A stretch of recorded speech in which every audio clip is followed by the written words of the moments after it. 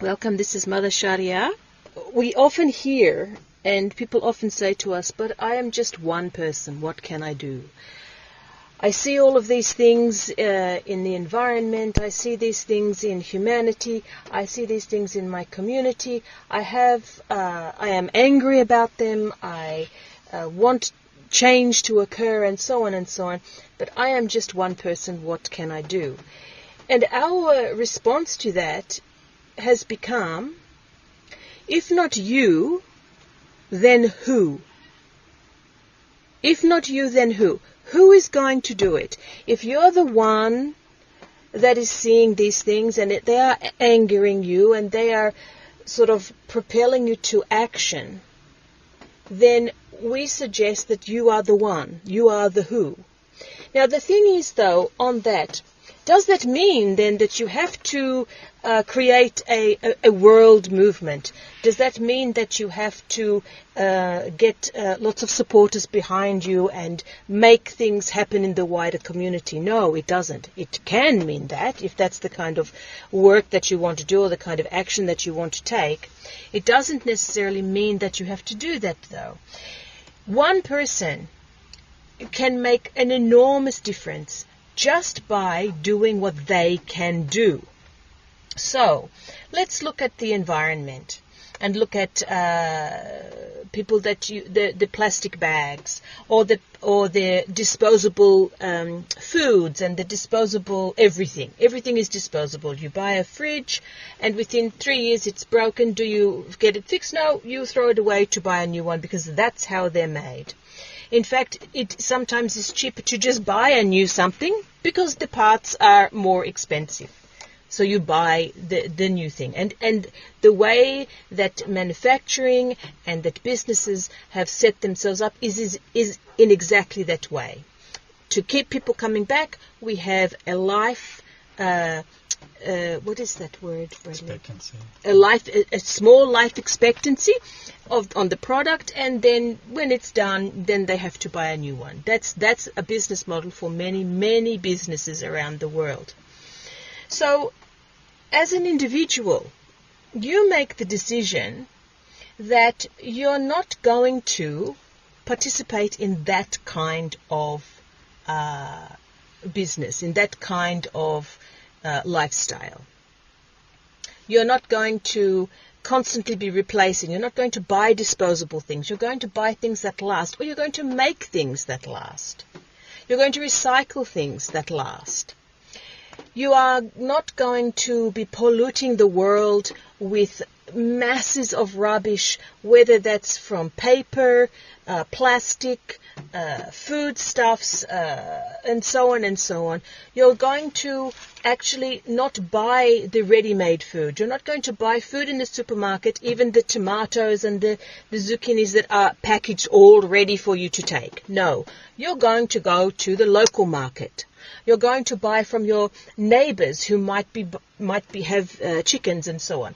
And you're going to take your plastic container or your basket and you're going to get those things and bring them home.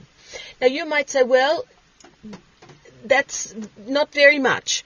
That's an enormous thing, because what's happening is you are deciding to live a particular kind of life with the social conscience of your environment, and not just the social conscience of your environment, but the social conscience of humanity, and making sure that not only is there a place for humanity to live in the future, but that humanity itself is taking charge, taking responsibility, and being accountable.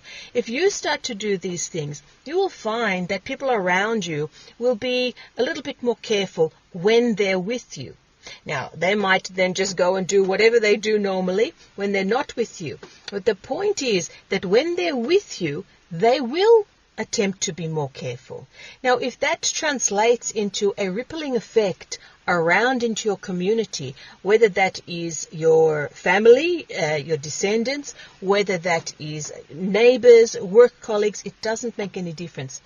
You are making a stand. You are making the effort, and you are being responsible, and you are holding yourself accountable for the part that you can play in the world, in change, in effecting change, in making things happen, and not just sitting back and getting angry and blaming the government and blaming the neighbors and blaming the businesses. No, you're taking action quietly, confidently, and you are doing it in a way that is making a ripple effect with those that are around you.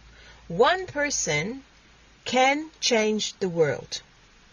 It might take a little while for that change to occur, but once one person starts on this kind of path, then it catches people up. And even now you can see this is the kind of effect that this is happening. More and more people around the world, when we talk about the environment like this, they are starting to really hold themselves accountable. And they are trying to make a difference themselves in their own way. So if not you, then who? Well, we say it's you. You are the who. The other thing that we say, if not now, then when? Because a lot of people say, oh, it's like I'll go on a diet on Monday. I'll start to look for a new job on Monday. On the weekend I will do this. It never happens. If not now, then when? Now is the time. Don't be the when, be the who and be the now. Don't be if the not you and the when. Do it, start right now. Start as soon as you get the idea into your head and you work out how you're going to be able to contribute to that particular thing, to that particular movement. The more people that start to take accountability for themselves or start to take responsibility for themselves and hold themselves accountable, the more people that start to do that, and if they start to do it now, then the more and more and more energy will build so that that particular thing, whatever it is, you don't use so much power in the house, you don't use your mobile phones, you don't use the data, you don't buy plastic bags, you don't buy pre-processed food, and so on and so on and so on. The more people that do that, the better humanity is going to be. Not just the planet, but the better humanity is going to be. The growth and the development of humanity.